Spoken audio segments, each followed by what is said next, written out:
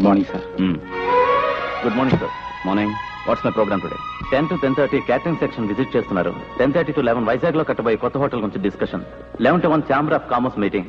1 to 2 lunch with chamber members. After lunch sir 2 గంటల తర్వాత foreign delegates తో meeting cancel అయింది. క్యాన్సిల్ అయిందా? వై? ఈ రోజు జరగబోయే గోకులాష్టమి వేడుకల్ని ఫారిన్ డెలికేట్స్ చూడాలంటున్నారు. మై గాడ్, ఈ రోజు గోకులాష్టమా?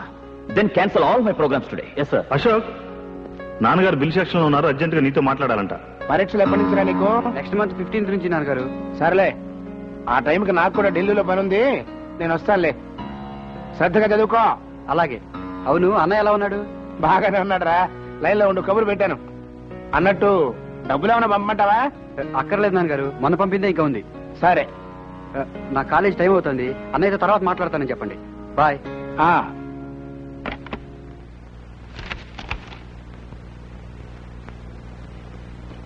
ఏంటయ్యేది?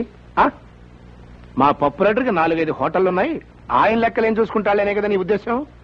ఇదిగో, కూరల్లో ఉప్పు ఎక్కువైనా ఒప్పుకుంటాను, కానీ లెక్కల్లో తప్పులుంటే మాత్రం నిప్పెట్టేస్తాను. వెళ్ళి సరి చేసుకురా. ఏంటి నాన్న పిలిచారట? అవునరా, ఇక్కడ లెక్కలనే అధ్వానంగా ఉన్నాయి. సర్లే, అవి నేను చూసుకుంటాను. నువ్వు వెంటనే బయలుదేరి ఆ టూరిజం మినిస్టర్ గారిని కలిసిరా. ఐఎమ్ వెరీ సారీ నాన్న, నాకు ఇవాళ వేరే పనుంది. ఏంటది? ఇవాళ గోకులాష్టమి, రాజా వాళ్ళ ఇంటికి వెళ్ళాలి. Non sense. మనకి మంత్రి గారి కంటే అప్పుడు పాలవాడు ముఖ్యమా? నాన్న, ఇంతకు ముందు మీకు చాలా సార్లు చెప్పాను, మళ్ళీ చెప్తున్నాను. రాజాని ఎప్పుడు నా ముందు తక్కువ చేసి మాట్లాడదు. థ్యాంక్స్ అశోక్, చాలా బాగుంది. అమ్మో, బంగారు గాజు. గాజు కాదురా, వాచ్. ఏమిటి మీ గొడవ? అమ్మా అమ్మా, అశోక్ నాకేం తెచ్చాడో చూడు, ఎంత బాగుందో. అమ్మా, ఇది తీసుకోమ్మా. ఏంటిది బాబు? పండగ కదా, చీర తీసుకొచ్చాను. అమ్మో, పొట్టు చీర. పొట్టు కాదు, పట్టు. నీ నోటంట పొట్టు, తవుడు, చుట్టూ తప్ప ఇంకేది రావేమిట్రా? కూర్చో బాబు.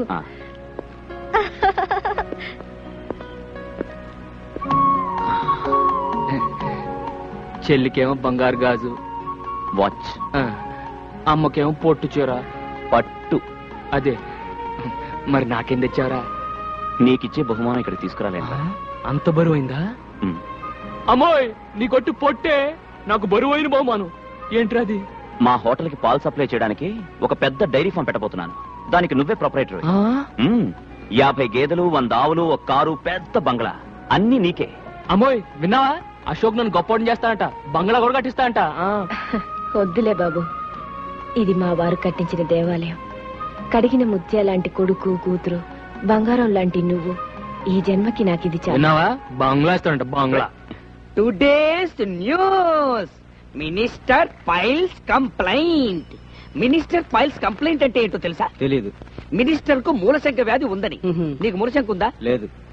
అసలు మూలశంక అంటే ఏంటో నీకు తెలుసా? తెలీదు. తెలియకుండా లేదని ఎలా చెప్పావు? How can you tell? It's okay, నేను చెప్తాను. మూలశంక అంటే ఎవరైతే సంవత్సరాల తరబడి సీట్లకు అతుక్కుపోయి ఉంటారో వాళ్ళకు వచ్చే వ్యాధి అన్నమాట. జనరల్ గా ఇది మన రాజకీయ నాయకులకు వస్తుంటుంది, ఎందుకంటే వాళ్ళంతా తేలిగ్గా సీట్లు వదిలేరుగా. ఈ మినిస్టర్ కు ఈ వ్యాధి పోవాలంటే వెంటనే సీట్లు వదిలేయాలి. Hello brother, good morning. Hill village king. It's okay, it's okay. Next sports news. Ravi Shastri clean bowled. Clean bowled అంటే బంతిని బ్యాట్ తో బలంగా పైకి కొట్టినప్పుడు ఎగిరిలా పట్టుకోవడం అన్నమాట. ఏం తీసుకుంటారు?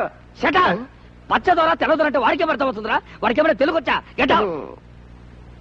అవును, నువ్వేంటి ఇప్పుడే కానీ మూలశం గురించి చెప్పాను, ఇంకా సీటు కత్తుకుపోతావే? నువ్వు గెట్ అవుట్.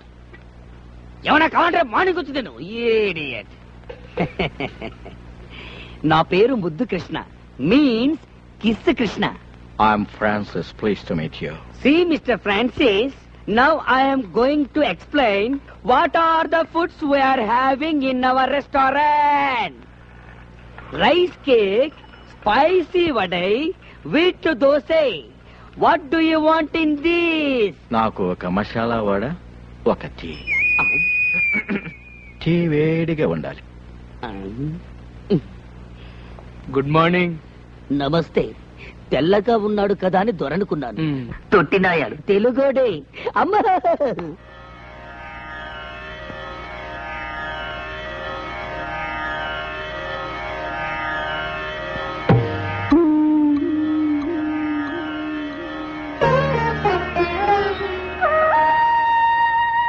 అలా నాన్నగారు పోయిన రోజురా. అమ్మా ఏంటమ్మా ఇది? ఒక బండి కట్టిన 2 ఎడ్లలో ఒకటి పోతేనే రెండోది దిగులుతో పోతుందిరా. ఆయన పోయినా నేను ఇంకా ఎందుకు బతికున్నానో తెలుసా? మీకోసమే బాబు. మీ నాన్నగారు చెమటతో రక్తంతో కట్టిన ఇల్లు బాబు ఇది. ఈ ఇంటి ప్రతి రాయిలోనూ ఆయన ఉన్నారా. నాకున్న ఒకే ఒక కోరిక, ఆయన ప్రాణం పోయిన ఈ ఇంట్లోనే నేను కూడా కన్ను మోయాలని. అసలు వాళ్ళు నీకు ఏమైందమ్మా? డోంట్ వర్రీ పిన్ని, యు లివ్ లాంగ్. నువ్వు చూడాల్సింది ఇంకా ఎంతో ఉంది. Raja should get marriage, sister Kamala should get marriage, I should get 2 marriage. మాకు పిల్లలు పుట్టాలి. వాళ్ళు నిన్ను గ్రాండ్ మా అని పిలవాలి. రాజా, కనీసం నేను పోయే వరకైనా ఈ ఇంటిని అమ్మటం గాని మార్చడం గాని చేయకు బాబు. ఈ ఇంటి గోడ పైన గుణపం పడితే అది మీ నాన్నగారు గుండెల్లో దిగినట్టు ఉంటుందిరా నాకు. ఓకే, బయట పెట్టండి. Thank you sir. సుబ్బారావు గారు. సార్, ఈ క్యాండిడేట్ మీద మీ అభిప్రాయం? ఇంటర్వ్యూకి వచ్చిన వాళ్ళందరిలో ఈఎంఐ eligible candidate sir. I too feel the same. Do one thing, వెంటనే ఈ అమ్మాయి పేరు మీద అపాయింట్మెంట్ ఆర్డర్ రెడీ చేయండి. Yes sir. ఆవిడ లోపలికి పంపించండి.